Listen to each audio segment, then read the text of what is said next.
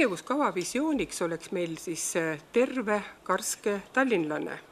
Ja meie kogu tegevus järgnevateks aastaks ongi selle eesmärgiga, et meie inimesed oleks terved ja eesmärgiks on siis selles tegevuses on suurendada just ennetustööd laste ja koolinoorte hulgas, sest see on see hulk, kellega saab väga palju siiski ära teha.